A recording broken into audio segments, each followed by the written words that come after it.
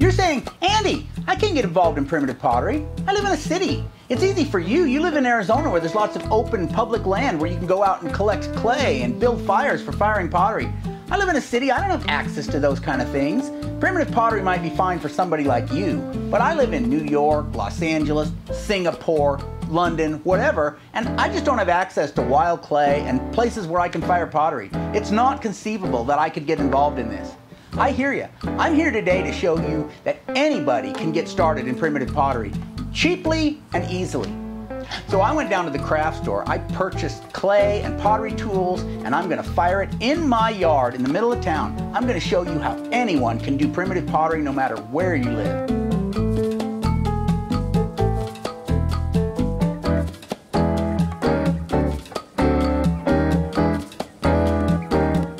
So I went down to the craft store yesterday to get supplies for making pottery. I've never actually done this before, literally. So I first visited Hobby Lobby where I found they had clay, but I didn't see the pottery tools that I wanted. Then I went over to Michael's where I found this package of pottery tools, which should do for what we're doing. Nice starter pack of pottery tools. This definitely has all the tools you need and some you probably don't need.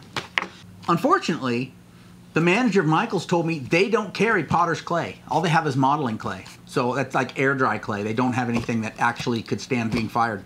So I went back to Hobby Lobby and bought this $20 block of clay. This is the only potter's clay they had. Moist Pottery Clay X15, a natural gray clay in moist form that fires to a light buff. According to the label here, you're supposed to fire this to cone 5, which is like 1100 degrees Celsius, and I am not going to do that. So not only are we today experimenting to see if we can make primitive pottery with just ordinary off-the-shelf store-bought clay, we're also going to see if we can get this stuff to turn into ceramic at a lower temperature than what it says. Now I could have gone to a ceramic store and got some low fire clay, but I want to make this as everyman, as just ordinary clay as possible. I want to make it just, this is what I have access to. A lot of people don't have access to a ceramic store. Everybody has like a Michael's or a Hobby Lobby or something of that sort. So I wanted some really generic clay so that we could see what we could do with it. So here's my clay, real plastic. First thing I'm going to want to do is temper this stuff because it might be good for making pots, but it definitely is not going to hold up to the thermal shock I'm going to throw at it. So I'm going to lop off a hunk of this stuff and throw in a bunch of sand, and then we're going to start building pots.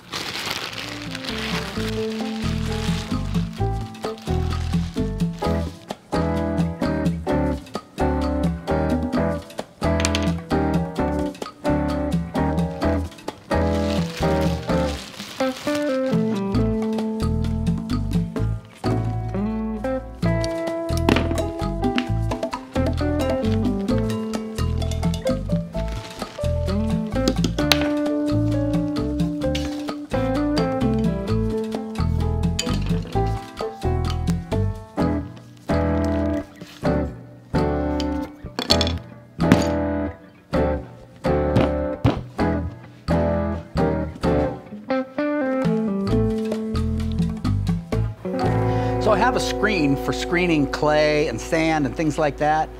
But today I'm trying to show how anybody can make clay. And so I don't want to use any specialized products if I can help it. I want to use ordinary things that everybody has around their house. And so to screen my sand today, I'm going to steal the screen out of this window.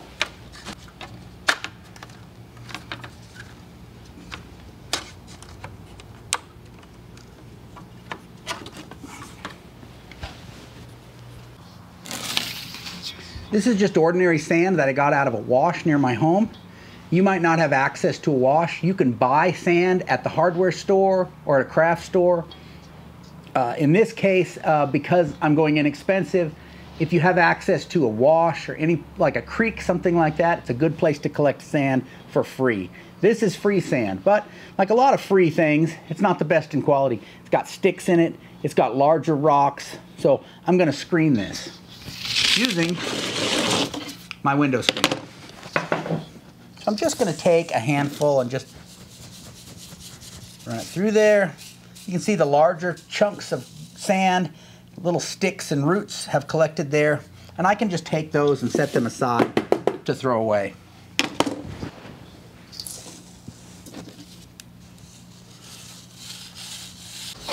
And now that I'm done using it, I just pop this back in the window. That way your dad or your wife or whoever might have a problem with this won't even know. There's no harm done to the screen at all as long as you're gentle with it. So now I have the hunk of clay that I cut off of the block, and I have a pile of sand that's, I don't know, it's maybe close to 50%. So I'm probably not going to need all of this sand, but I'm going to start kneading it through. And I'm going to use texture to tell me when I've got enough. I want to see particles of sand in every bit of this clay when I cut through it with my finger. I'll show you.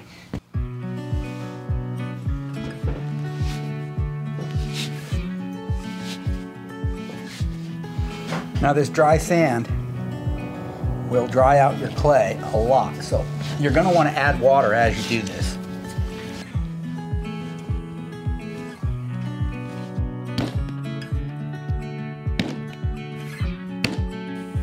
Okay, now here's what I mean by feel. You break open a section of this, cut into it, and you should see bits of temper consistently all the way through there. You see that? You can see the temper on the surface. You can feel it with your finger, the grittiness to it. That's what I'm talking about. It's got temper all the way through it, quite a bit. Now, it's hard to say what the percentage is, but you definitely get a feel for the amount of temper you need there. And there's a lot in there. Okay, so I've got my lump of tempered store-bought clay.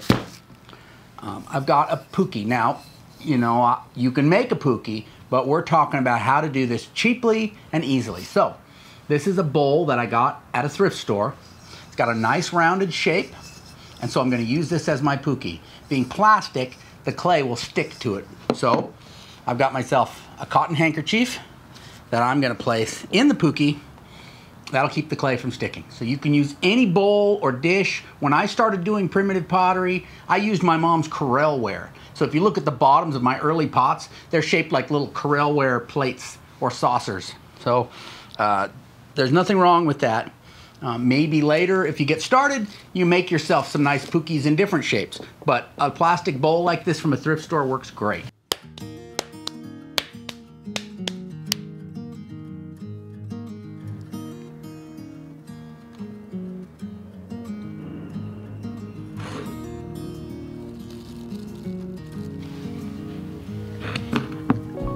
My metal rib I got in my little kit doesn't seem to be firm enough to press it down into the pookie the way I want.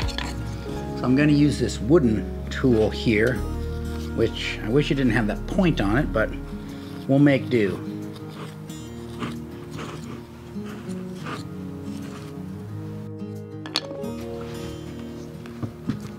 Maybe my fingers are best. What I'd really like is something more this shape, but a little more rigid. That'll come in handy later on, there's no doubt.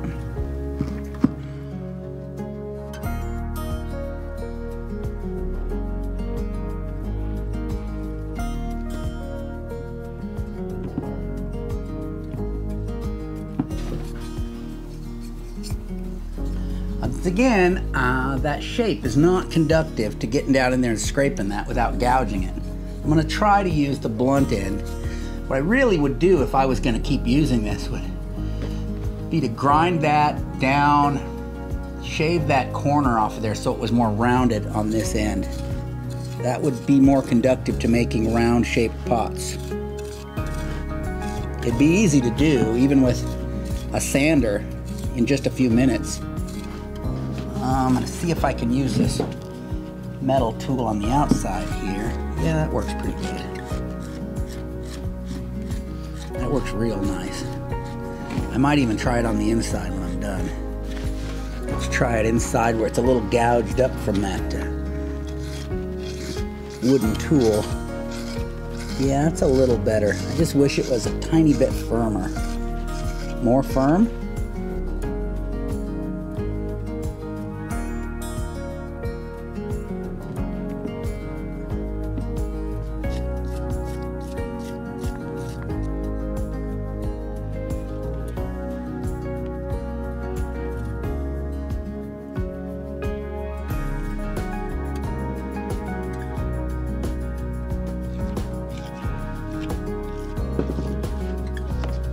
Okay, doing okay. I'm gonna add one more small coil or rim, and that will be that.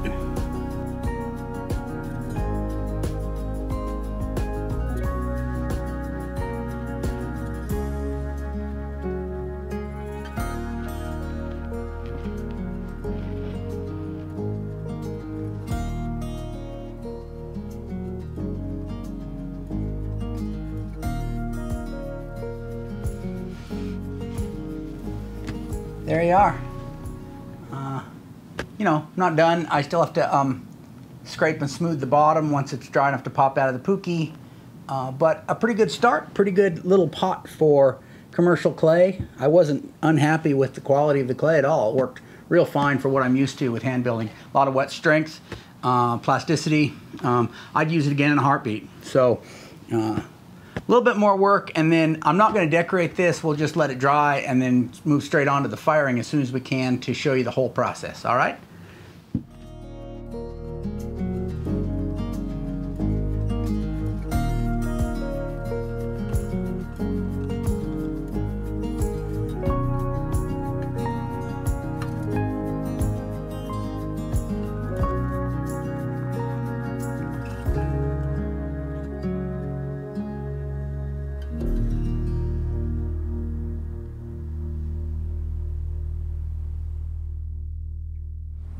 I'm going to fire right here in my driveway just to make a point that you don't need a big open space. You can fire any place you have a driveway or a parking lot, something like that.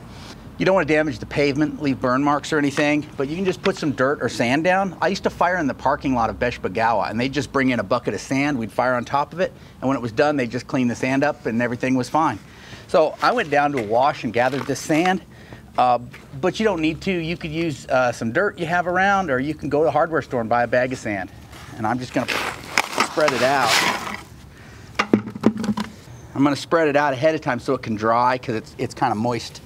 And then I'll just fire right on top of this. And then when I'm done, I can just clean it up, and I haven't done any damage to the pavement. I haven't made any burn marks or anything like that. Okay, everything you need to fire pottery in an urban area without irritating the neighbors or dealing with the fire department. I'll go through an inventory list later and prices for what I paid for stuff.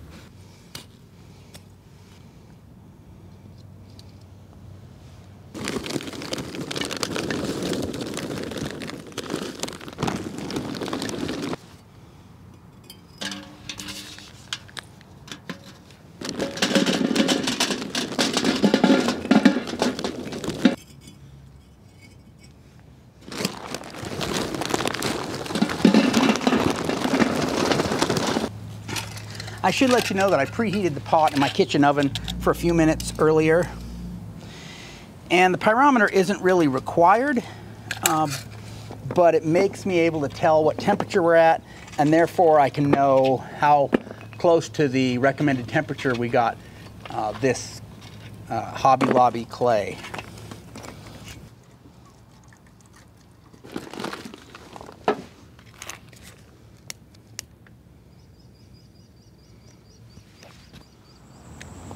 Fire's been burning for over an hour, and it's all burning throughout now. It's really hot.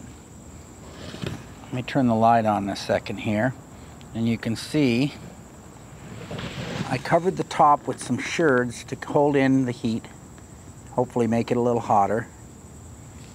The thermocouple is in. You can see that we are just a hair over 700 degrees Celsius. So that's good. Plenty hot. Should be firing some good pottery in there at that temperature. We'll see what the high temperature comes out. I haven't fired like this before, so I don't know what the high is going to be, if it can be significantly more than 7, if we'll reach 8 or not. And then in the morning, when it's all cool, we'll open it up and see how the pottery did. All right, this is set all night and cooled. It may still be warm inside. In fact, the pottery on top seems a little warm, although it could be just from sitting in the sun. 700 was the top temperature. Shortly after I filmed that last segment, the temperature started to slowly decline down into the 600s. By the time I went to bed, I think it was around 500 C. Still pretty hot, but definitely going down.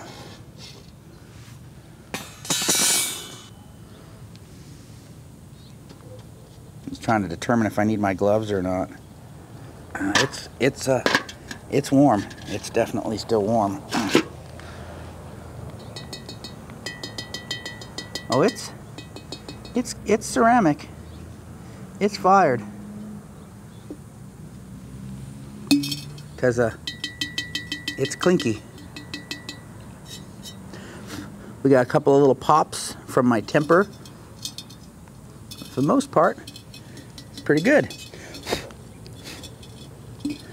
And sign on the box of clay, it said it fires to a buff color, and that is exactly what I've got there. Just an all over buff color. So we could try painting it next time, but this shows that it works and that you can do it with store-bought materials.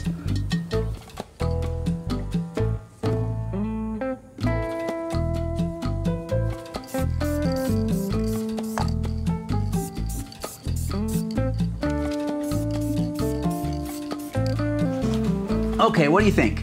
Now, this wasn't a how-to so much as a proof of concept. This just goes to show what you can do making pottery without any fancy equipment, no wheels, no kilns, using just store-bought materials and tools that you can find somewhere near your house. And I think it worked out pretty good. It fired hard. We didn't need to invest a whole lot of money. I'll put the whole price breakdown on the screen here. I don't have it all in my head. But the box of clay was $20. The package of tools was like $13.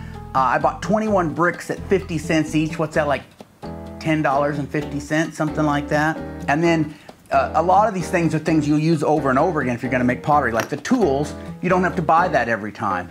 This block of clay can make a lot more than just this pot. I have a lot of clay left over.